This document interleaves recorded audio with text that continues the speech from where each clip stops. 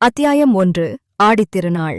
ஆதி அந்தமில்லாத காலவெள்ளத்தில் கற்பனை ஓடத்தில் ஏறி நம்முடன் சிறிது நேரம் பிரயாணம் செய்யுமாறு நேயர்களை அழைக்கிறோம். வினாடிக்கு ஒரு நூற்றாண்டு வீதம் எளிதில் கடந்து இன்றைக்கு 982 ஆண்டுகளுக்கு முந்திய காலத்துக்குச் செல்வோமாக. தொண்டை நாட்டுக்கும் சோழ நாட்டுக்கும் இடையில் உள்ள திருமுனைப்பாடி நாட்டின் தென்பகுதியில் தில்லைச் சிற்றம்பலத்துக்கு மேற்கே 2 காத தூரத்தில் அலை கடல் போன்ற ஓர் ஏரி விரிந்து பரந்து கிடக்கிறது. அதற்கு வீரநாராயண ஏரி என்று பெயர். அது தெற்கு வடக்கில் 1.5 காத நீளமும் கிழக்கு மேற்கில் அரை காத அகலமும் உள்ளது. காலப்போக்கில் அதன் பெயர் சிதைந்து இந்நாளில் வீராணத்து ஏரி என்ற பெயரால் வழங்கி வருகிறது. புதுவெள்ளம் வந்து பாய்ந்து ஏரியில் நீர் நிரம்பித் ததும்பி நிற்கும் ஆடி ஆவணி மாதங்களில் வீரநாராயண ஏரியை பார்ப்பவர் எவரும் நம்முடைய பழந்தமிழ் நாட்டு முன்னோர்கள் தங்கள் காலத்தில் சாதித்த அரும்பெரும் காரியங்களைக் குறித்துப் பெருமிதமும் பெரு வியப்பும் கொள்ளாமல் இருக்க முடியாது. நம் மூதாதையர்கள் தங்களுடைய நலனுக்கும் தங்கள் காலத்திய மக்களின் நலனுக்கும் உரிய காரியங்களை மட்டுமா செய்தார்கள்? தாய்த் திருநாட்டில் தங்களுக்கு பிற்காலத்தில் வாழையடி வாழையாக வரப்போகும் ஆயிரங்கால சந்ததிகளுக்கும் நன்மை பயக்கும் மாபெரும் செயல்களை நிறைவேற்றிவிட்டுப் போனார்கள் அல்லவா? ஆடித்திங்கள் 18ஆம் நாள் முன் மாலை நேரத்தில் அலைக்கடல் போல் விரிந்து பரந்திருந்த வீரநாராயண ஏரிக்கரை மீது ஒரு வாலிப வீரன் குதிரை ஏறி பிரயாணம் செய்து கொண்டிருந்தான். அவன் தமிழகத்து வீர சரித்திரத்தில் புகழ்பெற்ற வாணர் குலத்தைச் சேர்ந்தவன். வல்லவரையன் வந்தியத்தேவன் என்பது அவன் பெயர். நெடுந்தூரம் பிரயாணம் செய்து அலுத்துக் களைத்திருந்த அவனுடைய குதிரை மெல்ல மெல்ல நடந்து சென்று கொண்டிருந்தது. அதைப்பற்றி அந்த இளம் வீரன் கவலைப்படவில்லை. அகண்டமான அவன் வீரநாராயண ஏரியின் தோற்றம் அவன் உள்ளத்தை அவ்வளவாக வசீகரித்திருந்தது. ஆடி 18ஆம் பெருக்கன்று சோழ நாட்டு நதிகளிலெல்லாம் வெள்ளம் இருகரையும் தொட்டுக்கொண்டு ஓடுவது வழக்கம். அந்த நதிகளிலிருந்து தண்ணீர் பெறும் ஏரிகளும் பூரணமாக நிரம்பி கரையின் உச்சியை தொட்டுக்கொண்டு அலைமோதிக் கொண்டிருப்பது வழக்கம். வடகாவேரி என்று பக்தர்களாலும் கொள்ளிடம் என்று பொதுமக்களாலும் வழங்கப்பட்ட நதியிலிருந்து வடவாற்றின் வழியாக தண்ணீர் வந்து வீரநாராயண ஏரியில் பாய்ந்து அதை ஒரு பொங்கும் கடலாக ஆக்கியிருந்தது. அந்த ஏரியின் 74 கணவாய்களின் வழியாகவும் தண்ணீர் குமுகுமுவென்று பாய்ந்து சுற்றுப்பக்கத்தில் நெடுந்தூரத்துக்கு நீர்வளத்தை அளித்துக் கொண்டிருந்தது. அந்த ஏரித் தண்ணீரைக் கொண்டு கண்ணுக்கெட்டிய தூரம் கழனிகளில் உழவும் விரைதௌசியும் நடவும் நடந்து கொண்டிருந்தன. உழுது கொண்டிருந்த குடியானவர்களும் நடவு நட்டுக் கொண்டிருந்த குடியான பெண்களும் இனிய இசைகளில் குதூகலமாக அங்கங்கே பாடிக்கொண்டிருந்தார்கள். இதையெல்லாம் கேட்டுக்கொண்டு வந்தியத்தேவன் களைத்திருந்த குதிரையை விரட்டாமல் மெதுவாகவே போய்க் கொண்டிருந்தான். ஏரிக்கரை மீது ஏறியதிலிருந்து அந்த ஏரிக்கு 74 கணவாய்கள் உண்டு என்று சொல்லப்படுவது உண்மைதானா என்று அறிந்து கொள்ளும் நோக்கத்துடன் அவன் கணவாய்களை எண்ணிக்கொண்டே வந்தான். ஏறக்குறைய 1.5 காத தூரம் அவன் அந்த மாபெரும் ஏரிக்கரையோடு வந்த பிறகு 70 கணவாய்களை எண்ணியிருந்தான். ஆகா, இது எவ்வளவு பிரம்மாண்டமான ஏரி! எத்தனை நீளம், எத்தனை அகலம்!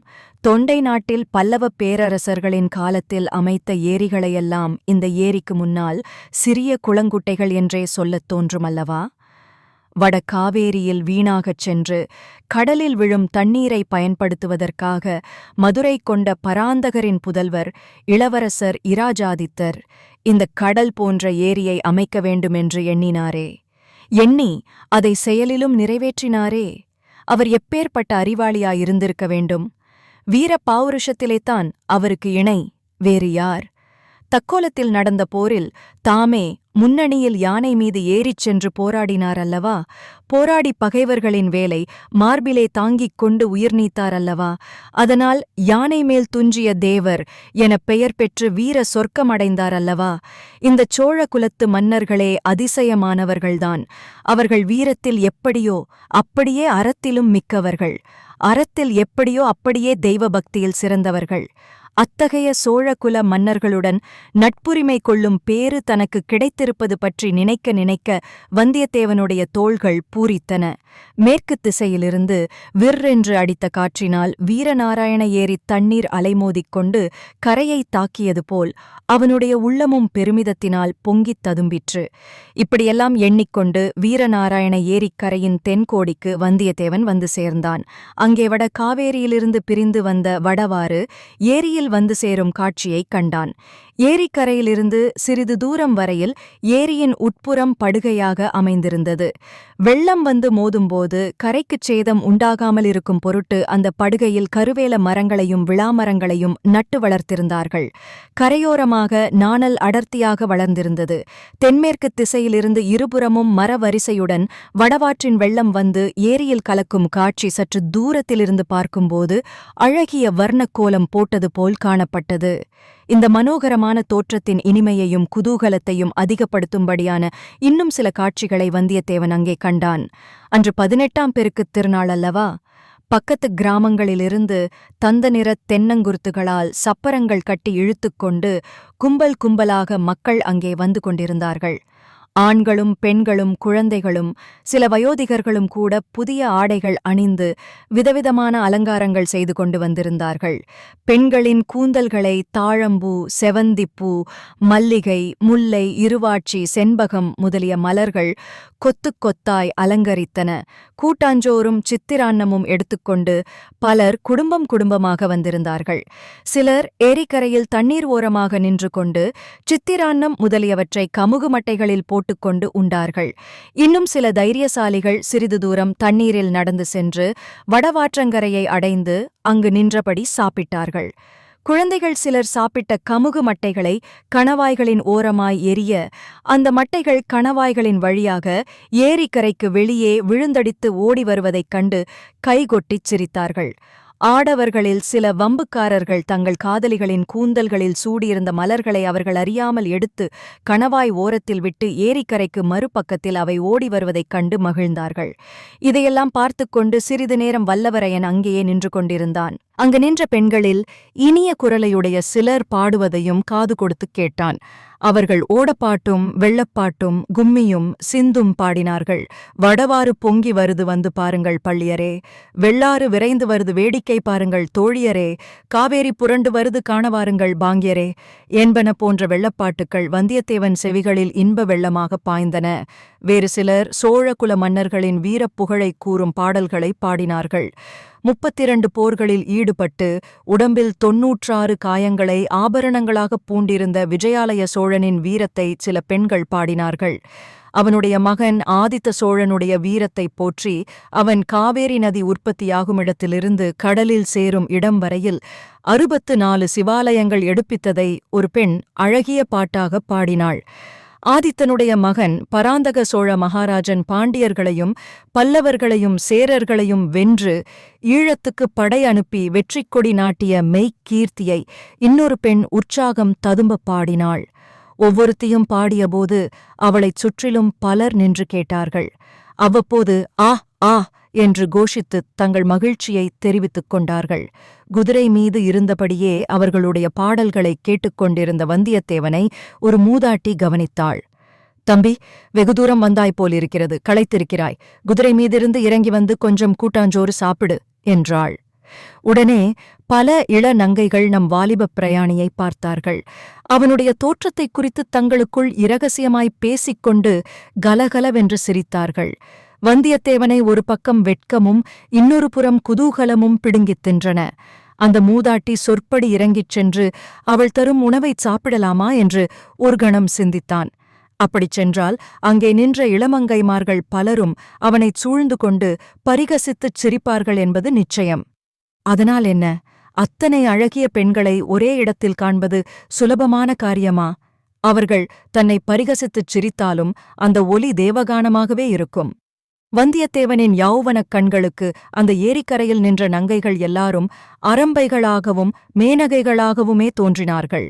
ஆனால் அதே சமயத்தில் தென்மேற்கு திசையில் வடவாற்றின் நீரோட்டத்தில் தோன்றிய ஒரு காட்சி அவனை சிறிது தயங்கச் செய்தது. வெள்ளைப்பாய்கள் விரிக்கப்பட்ட 7-8 பெரிய ஓடங்கள் வெண்சிறகுகளை விரித்துக்கொண்டு நீரில் மிதந்து வரும் அன்னப்பட்சிகளைப் போல் மேலக்காற்றினால் உந்தப்பட்டு விரைந்து வந்து கொண்டிருந்தன. ஏரிக்கரையில் பல வகை களியாட்டங்களில் ஈடுபட்டிருந்த ஜனங்கள் அத்தனை பேரும் அந்த படகுகள் வரும் திசையையே ஆவலுடன் பார்க்கத் தொடங்கினார்கள். அந்த படகுகளிலே ஒரு படகு எல்லாவற்றுக்கும் முன்னதாக விரைந்து வந்து ஏரிக்கரை வடக்கு நோக்கி திரும்பும் மூலையை அடைந்தது.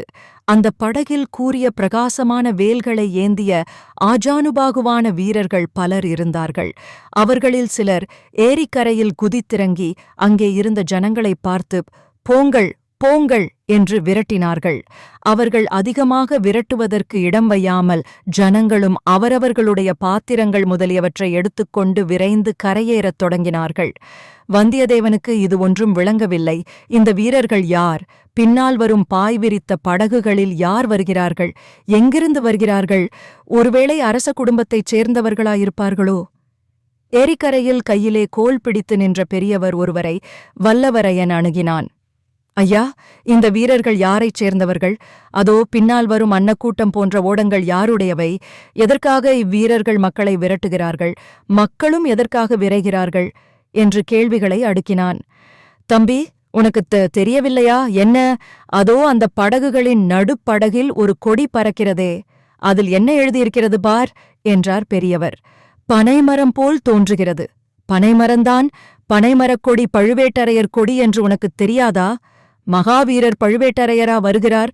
என்று வந்தியத்தேவன் திடுக்கிட்ட குரலில் கேட்டான். "அப்படிதான் இருக்க வேண்டும். பனைமரக் கொடியை உயர்த்திக் கொண்டு வேறு யார் வர முடியும்?" என்றார் பெரியவர். வல்லவரையனுடைய கண்கள் அளவிலா வியப்பினால் விரிந்து படகுகள் வந்த திசையை நோக்கின. பழுவேட்டரையரைப் பற்றி வல்லவரையன் எவ்வளவோ கேள்விப்பட்டிருந்தான். யார்தான் கேள்விப்படாமல் இருக்க முடியும்? தெற்கே ஈழ நாட்டிலிருந்து வடக்கே கலிங்க நாடு வரையில் அண்ணன் தம்பிகளான பெரிய பழுவேட்டரையர், சின்ன பழுவேட்டரையர் என்பவர்களுடைய பெயர்கள் பிரசித்தமாயிருந்தன. உறையூருக்குப் பக்கத்தில் வட காவேரியின் வடகரையில் உள்ள பழுவூர் அவர்களுடைய நகரம். விஜயாலய சோழன் காலத்திலிருந்து பழுவேட்டரையர் குலம் வீரப்புகழ் பெற்றிருந்தது. அக்குடும்பத்தார் சோழ மன்னர் குடும்பத்துடன் கொள்வினை கொடுப்பினை செய்து வந்தனர். இது காரணமாகவும் அவர்களுடைய குலத்தொன்மை, வீரப்புகழ் இவை காரணமாகவும் பழுவேட்டரையர் குலம் அரச குலத்தின் சிறப்புகள் எல்லாம் பெற்றிருந்தது. தனியாக கொடி போட்டுக்கொள்ளும் உரிமையும் அக்குலத்துக்கு உண்டு. இப்போதுள்ள பழுவேட்டரையர் இருவரில் மூத்தவர் 24 போர்களில் ஈடுபட்டவர். அவருடைய காலத்தில் அவருக்கு இணையான வீரர் சோழ நாட்டில் யாருமில்லை என்று புகழ் பெற்றவர். இப்போது பிராயம் 50க்கு மேல் ஆகிவிட்டபடியால் அவர் போர்க்களங்களுக்கு நேரில் செல்வதில்லை. ஆனால் சோழ நாட்டு அரசாங்கத்தில் மிக உன்னதமான பல பதவிகளை வகித்து வந்தார். அவர் சோழ சாம்ராஜ்யத்தின் தனாதிகாரி, தானியாதிகாரி. தனபண்டாரமும் தானிய பண்டாரமும் அவருடைய அதிகாரத்தில் இருந்தன. அரசியலின் தேவைக்குத் தகுந்தபடி இறை விதித்து வசூலிக்கும் அதிகாரம் அவரிடம் இருந்தது. எந்தச் சிற்றரசரையும் கோட்டத் தலைவரையும் பெரிய குடித்தனக்காரரையும் இவ்வாண்டு இவ்வளவு இறை தர வேண்டும் என்று கட்டளையிட்டு வசூலிக்கும் உரிமை அவருக்கு இருந்தது. ஆகவே சுந்தர சோழ மகாராஜாவுக்கு அடுத்தபடியாக சோழ சாம்ராஜ்யத்தில் இப்போது வலிமை மிக்கவர் பழுவேட்டரையர்தான். அத்தகைய மகாவீரரும் அளவிலா வலிமையும் அதிகாரமும் படைத்தவருமான பெரிய பழுவேட்டரையரை பார்க்க வேண்டுமென்ற ஆவல் வந்தியத்தேவனுடைய உள்ளத்தில் பொங்கியது. ஆனால் அதே சமயத்தில் காஞ்சி நகரின் புதிய பொன் மாளிகையில் இளவரசர் ஆதித்த கரிகாலர் தன்னிடம் அந்தரங்கமாகச் சொன்ன செய்தி அவனுக்கு நினைவு வந்தது. "வந்தியத்தேவா, நீ சுத்த வீரன் என்பதை நன்கு அறிவேன். அத்துடன் நீ நல்ல அறிவாளி என்று நம்பி இந்த மாபெரும் பொறுப்பை உன்னிடம் ஒப்புவிக்கிறேன். நான் கொடுத்த 2 ஓலைகளில் ஒன்றை என் தந்தை மகாராஜாவிடமும் இன்னொன்றை என் சகோதரி இளைய பிராட்டியிடமும் ஒப்புவிக்க வேண்டும். தஞ்சையில் இராஜ்யத்தின் பெரிய பெரிய அதிகாரிகளைப் பற்றிக் கூட ஏதேதோ கேள்விப்படுகிறேன். ஆகையால் நான் அனுப்பும் செய்தி யாருக்கும் தெரியக்கூடாது. எவ்வளவு முக்கியமானவராயிருந்தாலும் நீ என்னிடமிருந்து ஓலை கொண்டு போவது தெரியக்கூடாது. வழியில் யாருடனும் சண்டை பிடிக்கக்கூடாது. நீயாக வலுச்சண்டைக்கு போகாமல் இருந்தால் மட்டும் போதாது. மற்றவர்கள் வலுச்சண்டைக்கு இழுத்தாலும் நீ அகப்பட்டுக் கொள்ளக்கூடாது. உன்னுடைய வீரத்தை நான் நன்கறிவேன். எத்தனையோ தடவை நிரூபித்திருக்கிறாய். ஆகையால் வலிய வரும் சண்டையிலிருந்து விலகிக் கொண்டாலும் கௌரவக் குறைவு ஒன்றும் உனக்கு ஏற்பட்டுவிடாது. முக்கியமாக பழுவேட்டரையர்களிடமும் என் சிறிய தந்தை மதுராந்தகரிடமும் நீ மிக்க ஜாக்கிரதையாக நடந்து கொள்ள வேண்டும். அவர்களுக்கு நீ இன்னான் என்று கூட தெரியக்கூடாது. நீ எதற்காகப் போகிறாய் என்று அவர்களுக்கு கண்டிப்பாய் தெரியக்கூடாது.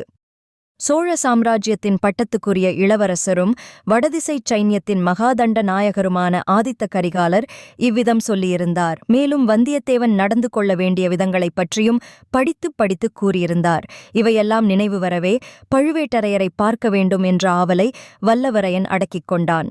குதிரையைத் தட்டிவிட்டு வேகமாகச் செல்ல முயன்றான். என்ன தட்டிவிட்டாலும் களைப்புற்றிருந்த அந்த குதிரை மெதுவாகவே சென்றது. இன்று இரவு கடம்பூர் சம்புவரையர் மாளிகையில் தங்கிவிட்டு நாளை காலையில் புறப்படும்போது வேறு நல்ல குதிரை சம்பாதித்துக் கொண்டே கிளம்ப வேண்டும் என்று மனதிற்குள் தீர்மானித்துக் கொண்டான்.